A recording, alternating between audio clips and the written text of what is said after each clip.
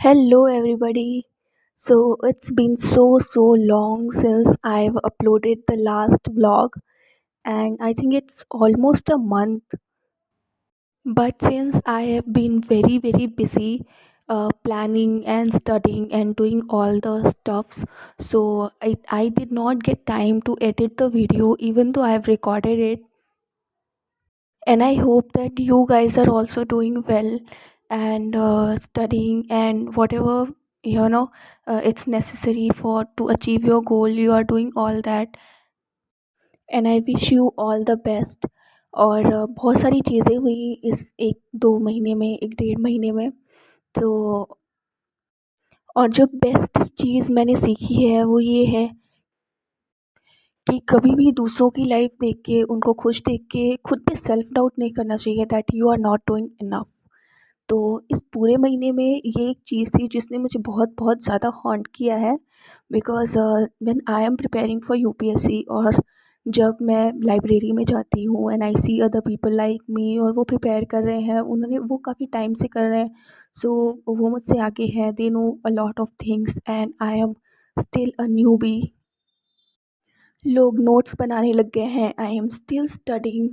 और इसलिए मुझे थोड़ा-सा खुद पे इनसिक्योरिटी होती थी कि पता नहीं यार, मेबी मैंने लेट कर दिया है या व्हाटएवर, या मेरी स्ट्रैटेजी सही नहीं है, या फिर मैं थोड़ा टाइम लगा रही हूँ सब्जेक्ट्स को पढ़ने में। तो बहुत सारी ऐसी चीज़ें मेरे दिमाग में आती रहीं, और ये चीज़ें मुझे 3-4 दिन तक बहुत ज़्यादा हॉन्ट करती रहीं। और उसके बाद फिर आई रियलाइज़ कि यार, ये सारा सोचने के चक्कर में, इस ओवरथिंकिंग के चक्कर में मैंने कितना सारा प्रेशियस टाइम को वेस्ट कर दिया है, जो कि एक्चुअली मैं यूटिलाइज़ कर सकती थी अपने अच्छे कामों के लिए, स्टडीज़ के लिए। और शायद अभी तक मैं अपने कुछ सब्जेक्ट्स कंप्लीट कर चुकी होती, बट इस वजह से I just keep thinking about this, और मेरा आधा दिन ऐसे बीत जाता, और मैं बिल्कुल भी, मेरा प्रोडक्टिविटी उतना अच्छा नहीं हो रहा था। And when I realise this, तो फिर I decided not to think of it any more. और बस जो मैंने डिसाइड किया है, मैं उसी अपने ओरिजिनल प्लान पे ही फोकस करूँगी।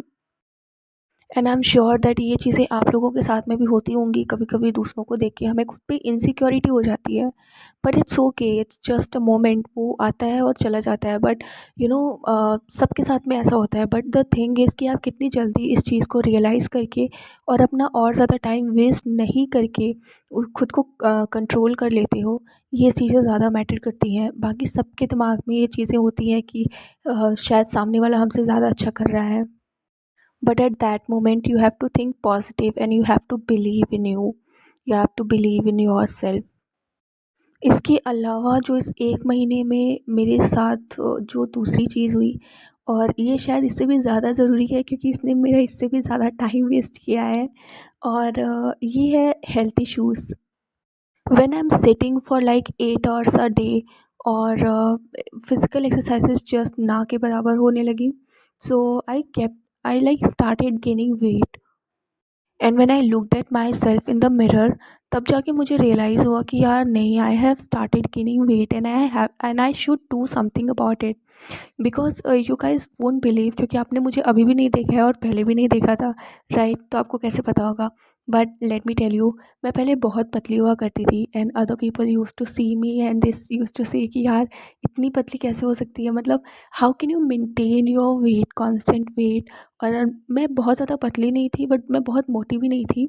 और मेरा एक यू नो मैं एक पतली की कैटेगरी में आती थी, but I use to eat a lot, और उसके बाद भी मैं पतली थी। So people use to look at me and say this कि यार, इतना खा के कैसे पतली हो सकती है।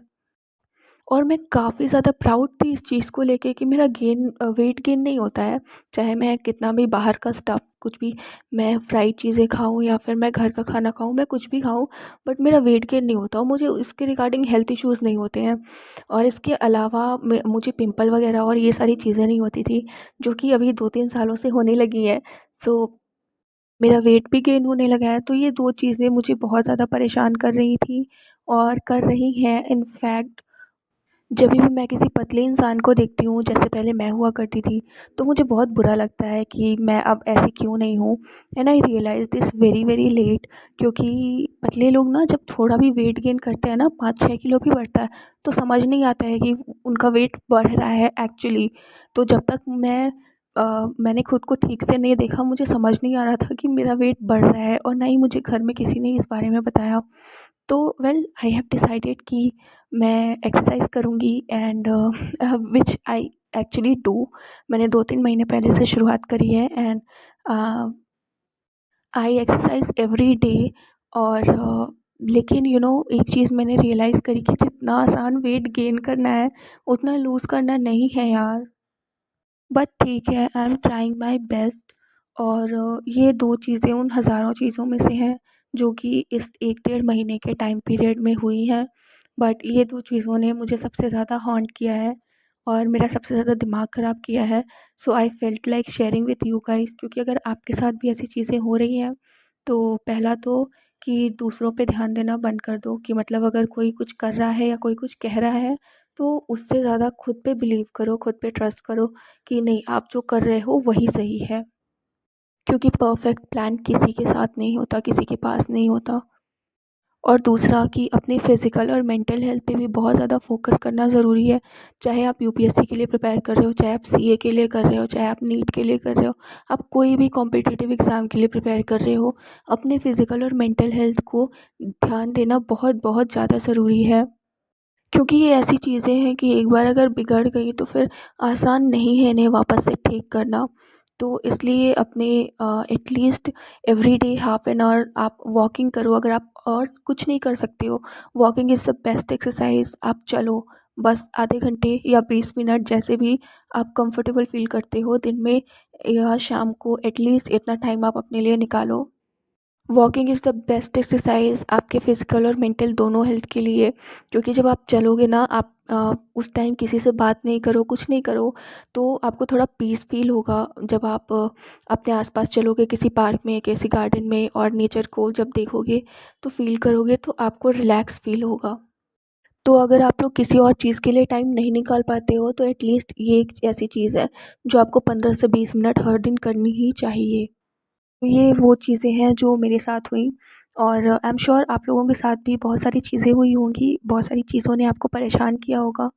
तो उस बारे में आप कमेंट सेक्शन में लिख के मुझे बता सकते हो, तो यू विल फील बेटर। और अगर आप चाहोगे तो मैं नेक्स्ट वीडियो में उस चीज़ को एड्रेस भी कर दूँगी, सो दैट बाकी लोग जो आपके जैसे ही प्रॉब्लम्स फेस कर रहे हैं, उन्हें भी थोड़ा सा रिलीफ मिले या कोई सॉल्यूशन मिले, और उन्हें भी समझ आए कि हम इकलौते नहीं हैं जिनके पास प्रॉब्लम्स है इस दुनिया में। बहुत सारे लोगों के पास प्रॉब्लम्स हैं, and we have to deal with it, that's it. This is the only way, there is no other way but to face our problems. So with this thing I think I should stop now.